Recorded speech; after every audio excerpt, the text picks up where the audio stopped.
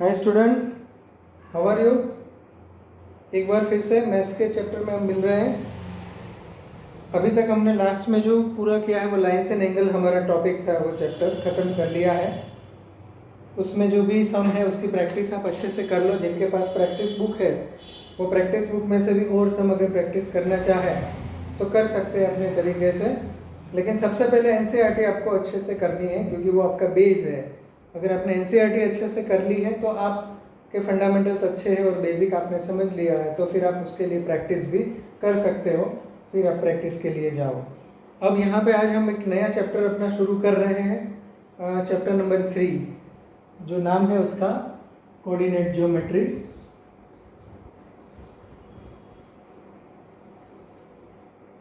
Geometry का एक topic है ये, कोऑर्डिनेट ज्योमेट्री।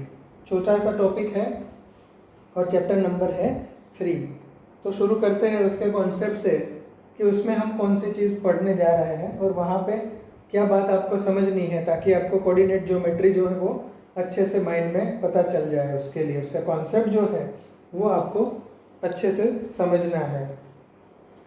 तो अब मैं लेता हूँ यहाँ पे कोऑर्डिनेट ज्योमेट्री जो है उसके लिए उसका कॉन्सेप्ट में अगर हम देखा जाए तो आप लोगों ने थिएटर में मूवीज़ देखी होगी, मल्टीप्लेक्स में गए होंगे या कोई भी सिनेमा में गए होंगे, तो आपने देखा होगा उसमें सभी सीट्स कैसे रखी होती है। मान लो कि यहाँ पे स्क्रीन है, ये हो गया सिनेमा का ये स्क्रीन है। तो आपने देखा होगा कि यहाँ से इस तरह से,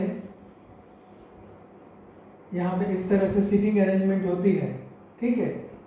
ये मान लो कि ये चेयर है आपकी, यहाँ पे इस तरह से चेयर जो है वो अरेंज की गई है, ठीक है।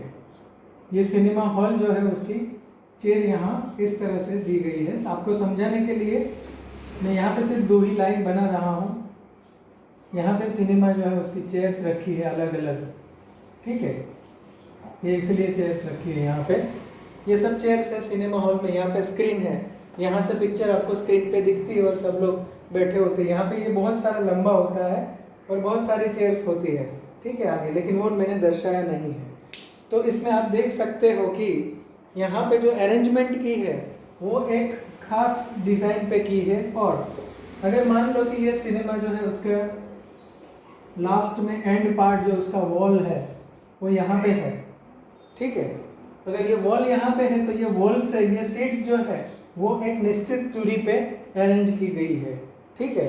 अभी कोरोना चल रहा है तो सोशल डिस्टेंसिंग की वजह से यहाँ पे बीच में जगह ज़्यादा रखी गई है, ठीक है। एक सीट को छोड़ दिया गया है। हो सकता है अभी जब मल्टीप्लेक्स या सिनेमा खुले तो इस तरह की गाइडलाइन हो। तो लेकिन देखने की बात यह है कि इसमें यहाँ दीवारों से एक निश्चित अंतर पे सभी चेयर्स जो है उनका अरेंजमेंट किया है। तो इनकी एक फिक्स अरेंजमेंट है। और आपको मान लो कि कोई आदमी है, कोई इंसान यहाँ पे एंटर होता है सिनेमा में, यहाँ पे कोई खड़ा है, वो जो टॉर्च लेके खड़े होते हैं बीच में, अंदर अंधेरा होता है, थोड़ा इतना लाइटिंग नहीं होता है। तो कोई भी यहाँ से आता है और उनको अपनी सीट चाहिए तो वो उसमें टिकट में देख के उसका सीट नंबर पढ़ता है और बता देता है कि यहाँ से आप दूसरी रो में चले जाओ और यहाँ पे तीसरी सीट आपकी है।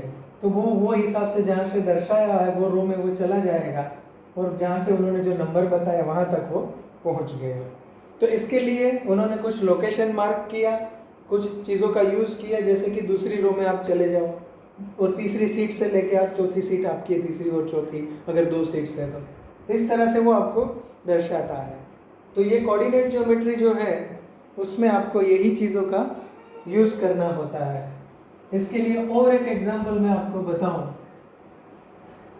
तो जब भी हम कभी स्कूल के ग्राउंड में असेंबल होते हैं, कभी प्रेयर के लिए, कभी पीटी के लिए या फिर कोई भी इवेंट के लिए, तो स्कूल के ग्राउंड में सभी स्टूडेंट जो है वो इस तरह से असेंबल होते हैं। और मान लो कि आप 15 अगस्त है और आप ध्वज समारोह जो होता है, सैल्यूटेशन, उसके लिए खड़े हो, तो सभी स्टूडेंट जो है वो इस तरह से यहाँ पे ये ऐसे खड़े होते हैं, यहाँ से ऐसे लाइन बनाते हुए इस तरह से लाइन में खड़े होते हैं और यहाँ से वो जो राष्ट्रध्वज है उनका सैल्यूटेशन होता है, ठीक है। तो यहाँ पे भी आप देख सकते हो कि एक निश्चित लाइन जो है और निश्चित डिस्टेंस बीच बीच में रख के यहाँ पे सब स्टूडेंट को अरेंज करके खड़ा रखा गया है।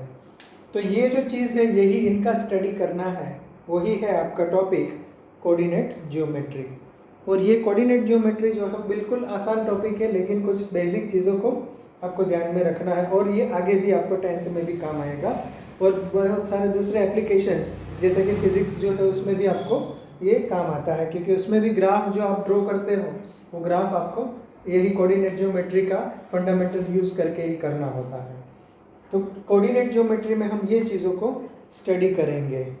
अब कॉन्सेप्ट की बात आती है कि यहाँ पे हमें क्या देखना है। ये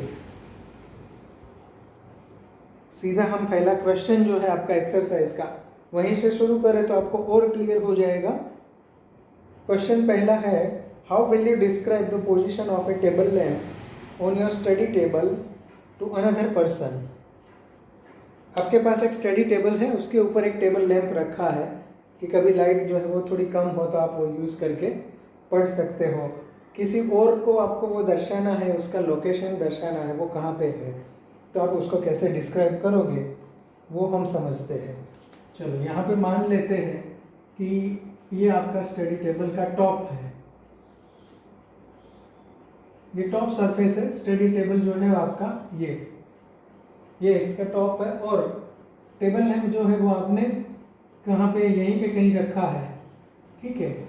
ये जो है वो आपका टेबल लैंप है, मान लो यहाँ पे आपका टेबल लैंप है। यहाँ पे आप चेयर रख के बैठते हो, ठीक है, यहाँ पे आप चेयर रख के बैठते हो और पढ़ाई करते हो, यहाँ पे बैठते हो, कहीं पे भी बैठते हो आप इस तरह से। टेबल लैंप यहाँ पे कहीं पे रखा है। आपको इनका जो लोकेशन है वो कोई फ्रेंड को समझाना है, तो यहाँ पे हम दो चीज़ें देख सकते हैं। ये जो स्टडी टेबल का टॉप है वो, उसकी जो एजिस है, यहाँ पे एक लॉन्ग एजिस है और एक ये शॉर्ट एजिस है, क्योंकि रेक्टेंगल शेप है। तो यहाँ पे ये लॉन्ग एजिस जो है उनको आप कुछ भी नाम दे दो, इनको मैं ए कह देता हूँ जो लॉन्ग वाली एजिस है, और यहाँ पे शॉर्ट एज जो है वो टॉप का, उनको मैं बी नाम दे देता हूँ। तो आप कैसे उनको लोकेट करोगे, मान लो आपको किसी को कहना है, किसी अदर पर्सन को, कि ये टेबल लैंप का लोकेशन मेरे स्टडी टेबल पे कहाँ पे है, तो आप एक काम कर सकते हो, यहाँ से लेके यहाँ पे एक इमेजिनरी लाइन मार्क कर दो, ठीक है, और इनका जो डिस्टेंस है वो आप नाप लो, कुछ भी आप कोई भी डिस्टेंस नाप लो। तो मान लो कि इसको अपने डिस्टेंस आपने वो मेजरमेंट किया, तो ये मिला आपको 25 सेंटीमीटर। यहाँ से लेके यहाँ तक का जो डिस्टेंस आपके टेबल के टॉप का लैंप के यहाँ से है, तो वो 25 सेंटीमीटर हो गया। फिर आपने यहाँ से उनको मेजर किया, तो ये डिस्टेंस जो है वो मान लो कि आपको 40 सेंटीमीटर मिला। तो आप ये कह सकते हो अनदर पर्सन को कि मेरा जो टेबल लैंप है वो लॉन्गर जो एज है, या तो एज ए है, वहाँ से 25 सेंटीमीटर अवे है, वहाँ से इतना डिस्टेंस है इनका 25 सेंटीमीटर। और जो शॉर्टर एज है, small one, shorter edge B, वहाँ से टेबल लैंप 40 सेंटीमीटर डिस्टेंस पे है। तो इस तरह से आपने एग्जैक्ट उनका location perfect centimetre two centimetre location बता दिया, और उसके लिए आपने इसका रेफरेंस लिया, कहाँ से हो वो 25 सेंटीमीटर, लेकिन कहाँ से, तो लॉन्गर एज से। 40 सेंटीमीटर कहाँ से, शॉर्टर एज से। तो इस तरह से आप अपने स्टडी टेबल जो है उस पर लैंप रखा है उसको डिस्क्राइब कर सकते हो। इसका आंसर अगर आपको बुक में लिखना है तो ऐसे डायग्राम ड्रॉ कर लीजिए, और फिर आप उसमें 4 लाइन लिखेंगे। एक तो कि यहाँ पे जो डायग्राम दिया है वो स्टडी टेबल का टॉप है, उसकी लॉन्गर एज है, उनको हम ए कहेंगे।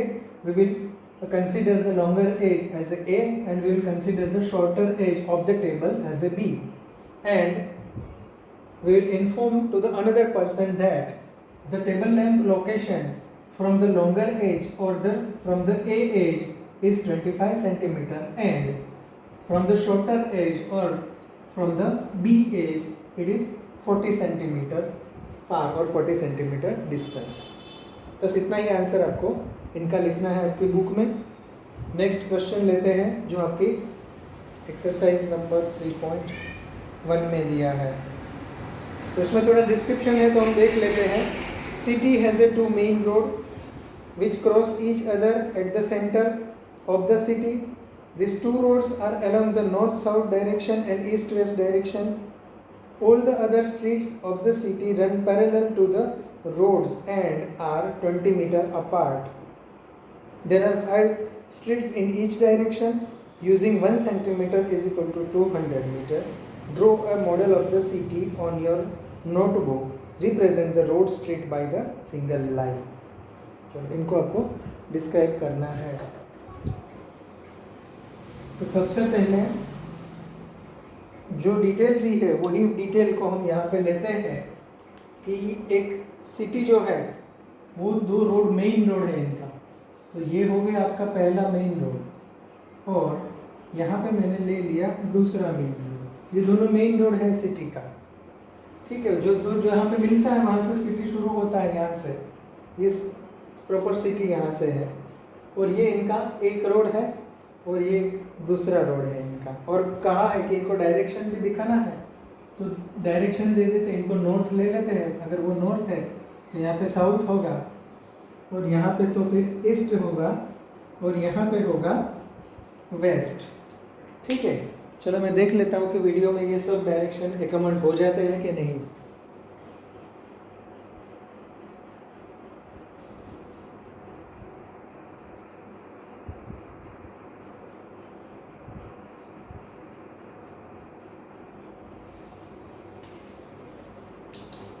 चलो अब सब आ जाता है इसमें जो मैं दर्शाना चाहता हूँ. यहाँ से थोड़ा छोटा कर दे ताकि ये आपको दिख जाए. ठीक है. यहाँ पे नॉर्थ है, यहाँ पे साउथ, यहाँ पे वेस्ट और यहाँ पे ईस्ट लिया है. इतना कहा है. अब ये जो मेन रोड है along with the main road other 5 roads are running. दूसरे 5 रोड जो है वो निकलते हैं. छोटे छोटे रोड जो सिटी में ये मेन रोड है. फिर उसके सब रोड होते हैं. हर एक सिटी में ऐसा होता है ना, वो बड़ा सा रोड होता है फिर उसके आसपास में उसके पेरीफेरी में छोटे छोटे रोड होते हैं इस तरह से. और दूसरा इसमें ये इन्फॉर्मेशन दिया है कि रोड जो है एक दूसरे से कितने दूर है, आपको कितने दूर लेने हैं उसका जो स्केल दिया है वो आपको दिया है 200 मीटर. 200 मीटर एक से दूसरा दूर है. ठीक है. तो सबसे पहले तो ये जो मेन रोड है इससे एक रोड में यहाँ पे कर लेता हूँ. ये अलॉन्ग विथ दिस ये कर लिया मैंने इस तरह से. एक हो गया. फिर दूसरा ले लिया. ये मैं नोटबुक में कैसे करूँगा, यहाँ पे क्या रखना है, यहाँ पे कौन सा मेजरमेंट लेना है. तो 1 सेंटीमीटर यहाँ पे मैं स्केल रख के 1 सेंटीमीटर मार्क कर लूँगा. फिर स्केल से यहाँ पे एक लाइन खींच लूँगा. फिर दूसरा 1 सेंटीमीटर मार्क करके ये दूसरी लाइन खींच ली. फिर तीसरा 1 सेंटीमीटर लेके यहाँ पे मैंने ये लाइन खींच ली. फिर चौथा 1 सेंटीमीटर लेके यहाँ पे एक लाइन खींच ली. फिर पांचवा लेके यहाँ पे लाइन खींच ली. हर एक के बीच में 1-1 सेंटीमीटर होगा. आप स्केल से करोगे तो अच्छी तरह से आपकी लाइन जो है वो परफेक्ट रहेगी. इस तरह से ये जो 5 रोड कहा है इनको आपने ड्रॉ कर दिया. अब मैं इनको यहाँ पे नाम दे देता हूँ. क्या नाम देंगे, यहाँ पे स्ट्रीट 1 यहाँ पे देते हैं स्ट्रीट 2, यहाँ पे इनको नाम देते हैं स्ट्रीट 3, यहाँ पे है स्ट्रीट 4, यहाँ पे है स्ट्रीट 5. ठीक है.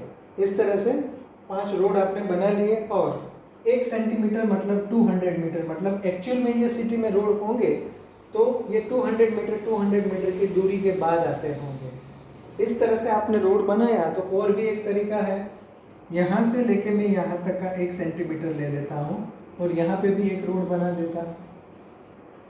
तो और 1 सेंटीमीटर लेके यहाँ पे भी एक रोड बन जाएगा. और 1 सेंटीमीटर का मेजरमेंट लेके यहाँ पे भी एक रोड बन जाएगा. और 1 सेंटीमीटर लेके यहाँ पे एक रोड और 1 सेंटीमीटर लेके यहाँ पे एक रोड. क्योंकि 5 रोड बनाने हैं. 1 2 3 4 5 बन गए. और इनको भी मैं नाम दे दूँ.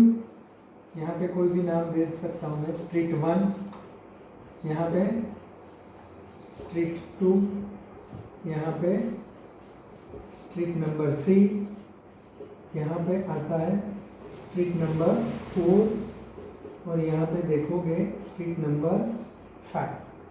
तो इस तरह से जो आपको मांगा है वो हमने बना लिया रोड. यहाँ पे इस तरह से भी आप बना सकते हो, यहाँ पे भी बना सकते हो. तो अभी आपने देखा कि हमने हॉरिजॉन्टल लाइंस भी बनाई और वर्टिकल लाइंस भी बना ली है और सबके बीच का जो डिस्टेंस है वो 1 सेंटीमीटर है और प्रैक्टिकली 1 सेंटीमीटर मतलब कि 200 मीटर वो मानना है।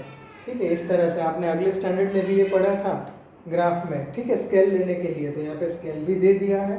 तो इस तरह से जो मांगा है वो आपने बना दिया। अब मान लो कि किसी को अपना लोकेशन देना है।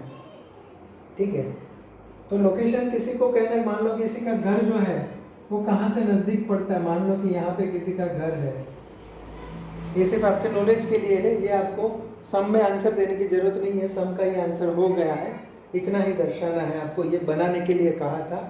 लेकिन अब समझने की बात है कि इसको यूज़ कैसे करते हैं और इसके पीछे रीज़न क्या है कि ये चीज़ आपको यहाँ पे बताई है, वो क्यों। मान लो यहाँ पे किसी का घर है, उनको किसी का एड्रेस, किसी को एड्रेस देना होगा, तो वो कैसे एड्रेस देंगे?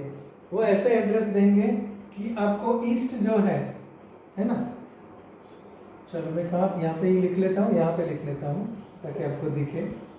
ईस्ट से आपको, ईस्ट यहाँ है, ईस्ट लाइन जो है वहाँ से आपको 1 या 2, तो आपको 2 सेंटीमीटर जाना है। ईस्ट वाली लाइन जो है, ईस्ट वाली साइड से, वहाँ से जो रोड पड़ता है उसमें, मतलब आप यहाँ से अगर यहाँ जा रहे हो तो आप नॉर्थ की ओर जा रहे हो। ठीक है, तो यहाँ इसकी जगह पे नॉर्थ लिखे तो वो राइट डायरेक्शन होगा, क्योंकि कोई बंदा यहाँ से यहाँ जा रहा है तो वो नॉर्थ की तरफ जा रहा है, एन की तरफ। तो ये 1 सेंटीमीटर और दूसरा सेंटीमीटर 2 सेंटीमीटर, या तो फिर 200 मीटर 200 मीटर, तो हो गया 400 मीटर पे जाना है आपको नॉर्थ की ओर, यहाँ से 400 मीटर जाना है। और मान लो कोई यहाँ से जा रहा है तो 1 2 और 3, ठीक है, तो इस तरफ जा रहा है तो वो ईस्ट की ओर जा रहा है, तो वो 3 सेंटीमीटर या तो 600 मीटर जाना है, ऐसा आप कह सकते हो। मतलब यहाँ से चलने के लिए निकला तो आप पहले कहोगे उसको कि इस डायरेक्शन में आप 600 मीटर जाओ, तो वो 600 मीटर तक आ गया। फिर आपको नॉर्थ डायरेक्शन में 400 मीटर जाना है, तो वो यहाँ पे आ गया, और यहाँ से ये घर जो है नज़दीक होता है। तो इस तरह से आप एड्रेस किसी को दे सकते हो, और जो पॉइंट यहाँ पे है इसका लोकेशन आपको पता चल सकता है। और भी बहुत सारी चीज़ें हैं जो कॉन्सेप्ट है इनके कोऑर्डिनेट ज्योमेट्री के, वो हम देखेंगे अपने अगले लेक्चर में।